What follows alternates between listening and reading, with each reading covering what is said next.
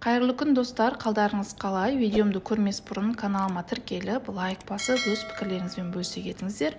Алдағы уақытта сіздерге өте пайдалы видео түсіретін боламын. Бүгінгі біздің тақырыбымыз итмұрын пайдасы, дәрумендері және емдік қасиетін айтатын боламыз. Өздеріміз білетін, аптекада сатылатын бар болғаны 300 теңгелік итмұрынның шиповниктің пайдасын айтатын боламын. Итмұрынның құрамында Менделеев кестесінің жартысы бар деуге болады. Итмұрынның тамыры, жапырағы, жемісі адам ағзасына өте шипалы. Құрамындағы аскорбинк қышқылы қарақатқа қарағанда 10 есе, лимонға қарағанда 50 есе артық мөлшерде болады. Медициналық тұрғыда итмұрынның құндылығы оның құрамындағы С дәріменінің көп мөлшерде болғандығы. Сонымен қатар итмұрынның құрамында В, К, Р дәрумендері бар және Е дәрумендері бар. Микро, макро элементтер де болады.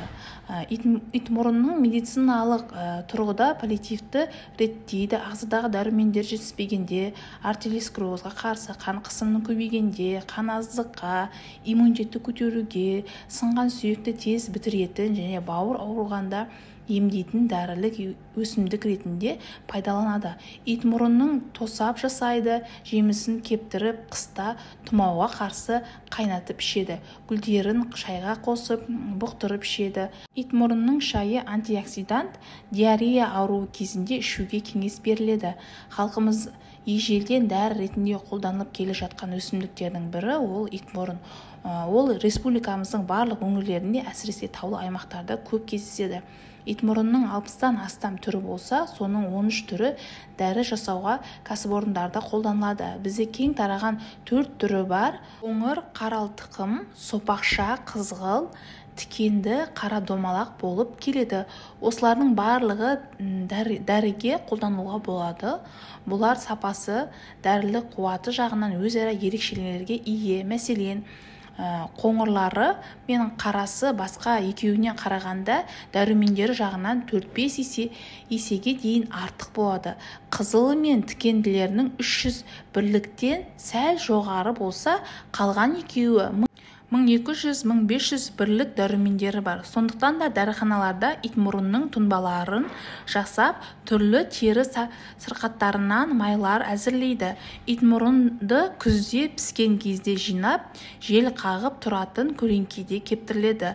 Таза ыдыстан ұзақ мерзімге сақтауға болады, ал қысқа қалып аяз ұрса, С дәруменінен айырылып қалады. Итмұрынның құрамында қант 18, С дәрумені 6%-ға дейін болса, бұл 40-50 есе қарақаттан 100 есе лимоннан артық деген сөз.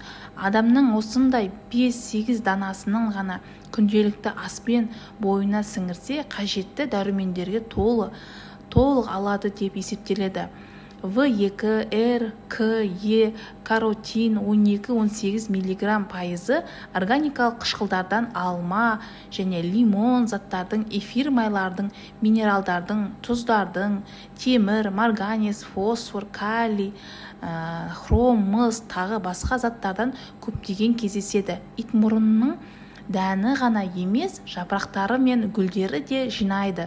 Гүлдің эфир майларына көп болса, жапырақтарында С дәрумені баршылық. Күзде тамырын да жинайды. Тамырын тауып, бір ас қасық жарты литр суға 10 минут арқылы қайнатып ішсе, бойдағы зат алмасуды реттейді, жұмыс қабілетін арттырады, қан құрамында жақсартады, түрлі жаралардың жылдам жазылуына ықпал жасайды. Сонымен қатар өтті айдайтын, зәрді жүргізетін, сұйық болып есептейтін, іштің тоқтататын, туберкулездің алдын алатын, тәбетті ашатын дәрі десе болады. Адам күн сайын 2 грамм ұнтақталған итмұрынды жеп отырса, сергектік сыйлап, жыныс қабілетін көтереді. Ұнтақталған дәнді 5 минут арқылы қайнатып, термостан 30-40 минут ұстап, шектеусіз іше берген жағдайда еске сақтау қабілетін жақсартып, ағзаларының жасаруын септігін тигізеді.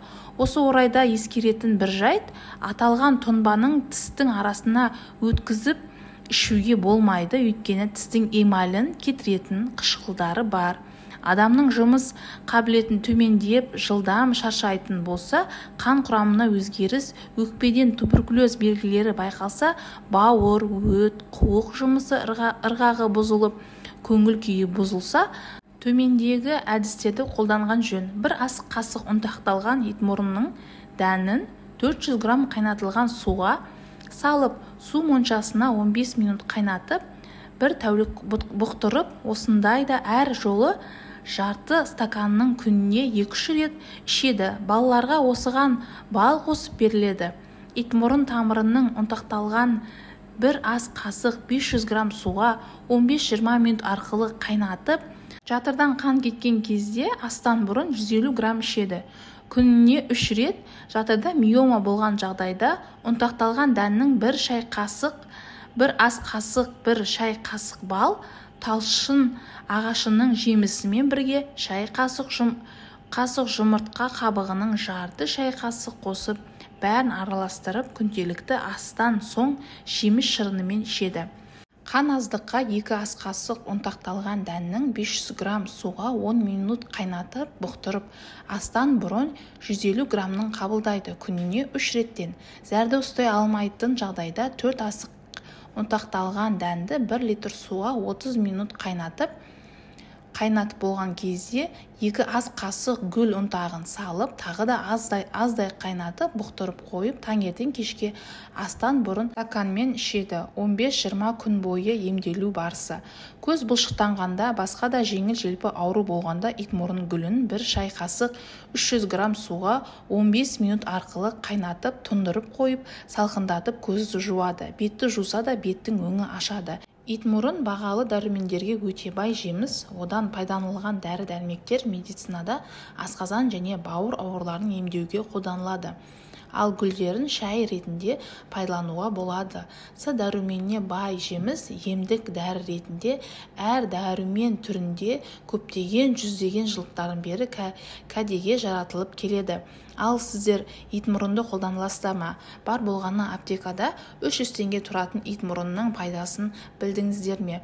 Өте иммунитетті күшейтетін С дәруменнің пайдасы өте зор. Аптекада тұрған С дәруменнің таблеткаларының витаминдерді алып ішкеннен көрі, осы итмұрынды ішсеңіздер, С дәруменнің 5-6 есе результатын ала аласыздар. Өздеріңіз де, балдарыңыз да осы итмұрынды шай ретінде қолдансаңыздар, өте пайдаларыңызға жарайтын еді. Қымбат дәрілер алып, антибиотиктер алып емделгеннен көрі иммунитеттерімізді нығайтайық.